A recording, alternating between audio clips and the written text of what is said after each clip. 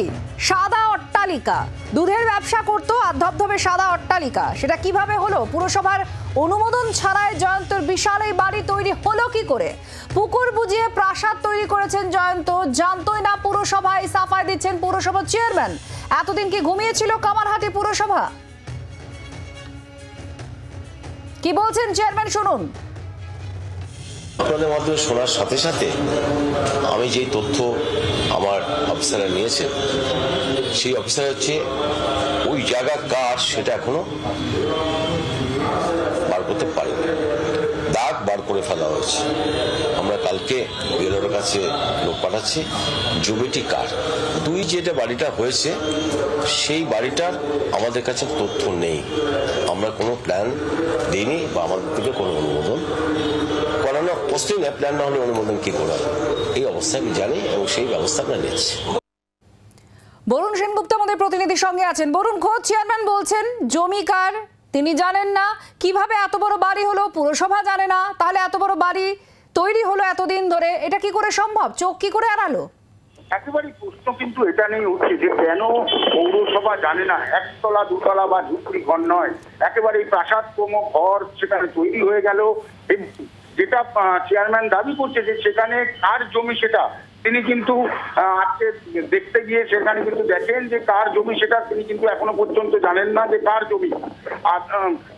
আর পৌরসভা কোনো প্ল্যান দেয়নি, কোনো প্ল্যান স্যাংশন করেনি, কোনো ট্যাক্স হয়নি। তারপরেও কিন্তু সেই বাড়িতে ইলেকট্রিক লাইন যেমন হয়েছে, জলের লাইন তেমন গেছে। এগুলো কি করে সম্ভব হলো? যদিও পৌর প্রধানের সাফাই যে এই যে যেগুলো হয়েছে সেগুলো কিন্তু সম্পূর্ণটা পৌরসভাকে অন্ধকারে রেখে হয়েছে। জল দিতে আমরা বাধ্য, তাই কেউ বলেছে জল হয়তো দেওয়া হয়েছে, কিন্তু এই বাড়ির কোনো লিগালিটি ইনলিগাল একটি প্রপার্টি এটা এমনটাই কিন্তু বলছেন চেয়ারম্যান। যদিও পাশাপাশি তিনি এটা বলেছেন যে দু একদিনের মধ্যেই তিনি এই ব্যবস্থা নেবেন, একেবারেই সেই বাড়িতে নোটিশ পাঠাবেন, বিএলআরওকে তার ব্যবস্থা যা নেওয়ার, আইনত যা ব্যবস্থা নেওয়ার সমস্তটাই তিনি নেবেন। কিন্তু প্রশ্ন উঠছে এই যে বাড়ি তৈরি হয়ে গেল, এলাকার লোক কেউ কিছু বললো না। পাশাপাশি ওয়ার্ড তার যেটা আরো একটা দাবি আছে, যেহেতু ওই 10 নম্বর ওয়ার্ডের কাউন্সিলর তিনি মারা গিয়েছেন, সেহেতু কাউন্সিলররাই মূলত এগুলো দেখে কোথায় কি বাড়ি হচ্ছে। কিন্তু এখানে এত বাড়ি হয়ে গেল, এত বড় বাড়ি হয়ে গেল, তার ব্যবস্থা পেলেন না পৌরসভা।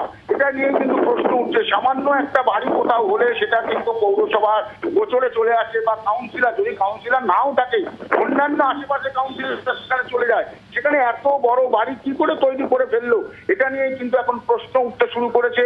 এবং এটাও প্রশ্ন উঠছে যে এই যে বড় বড় ছাতা তার মাথায় ধরা ছিল, ঠিক সেই কারণে। বলুন, তুমি সঙ্গে থাকো, একটু রাজনৈতিক প্রতিক্রিয়া আমরা নেব। শ্রমিক ভট্টাচার্য, বিজেপি রাজ্য মুখপাত্র, এই মুহূর্তে আমাদের সঙ্গে ফোনে রয়েছেন। শ্রমিক বাবু, কি বলবেন?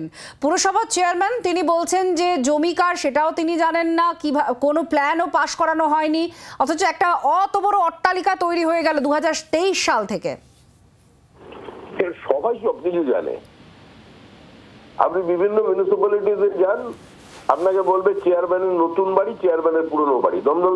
দমদম মিউনিসিপ্যালিটি যান, যে কোনো একজন রিক্সা স্ট্যান্ডে কোনো একজন রিক্সা চালককে রিক্সায় উঠুন, বলে দেবেন চেয়ারম্যান সাহেবের পুরনো বাড়ি কোনটা সেটাও দেখে নেবেন, আর নতুন বাড়ি কোনটা দেখে নেবেন। কোনটা প্রাসাদ আর কোনটা পর্ণকুটির চিনিয়ে দেওয়ার পার্থক্য হবে না। তো চেয়ারম্যান থেকে শুরু করে পঞ্চায়েত প্রধান, এই সবই এই চলছে লুট।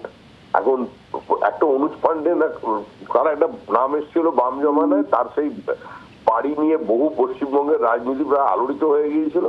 আর এখন সবাই হচ্ছে পনেদি বড় লোক, সবাই এই ধরনের বাড়ি করছে, কারোর কোনো নিয়ন্ত্রণ নেই। আর কে কাকে নিয়ন্ত্রণ করবে? বুথে লিড দিতে পারে তো, বুথ দখল করতে পারে তো, ওয়ার্ড জিতিয়ে দিতে পারে তো, ফলে আর তার সেটাই তার সবচেয়ে বড় সার্টিফিকেট। সুতরাং যারা বুথ জেতাতে বুথে লিড দেওয়াতে পারবে, বিরোধীদের রক্তাক্ত ক্ষতবিক্ষত করে দিতে পারবে, প্রতিবাদকে বাজেয়াপ্ত করে দিতে পারবে, তারাই তৃণমূল কংগ্রেসের ওয়েলকাম গেস্ট। তারা সেরকম কাজ করে চলে যাচ্ছে। আপনি কত মিউনিসিপ্যালিটি চেয়ারম্যান বা চান, পুরোটাই তো বেআইন।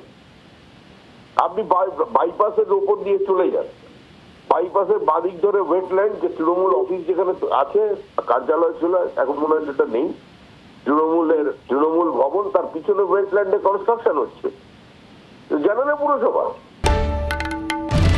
বাংলার আওয়াজ, বাঙালির আবেগ, জি 24 ঘন্টা।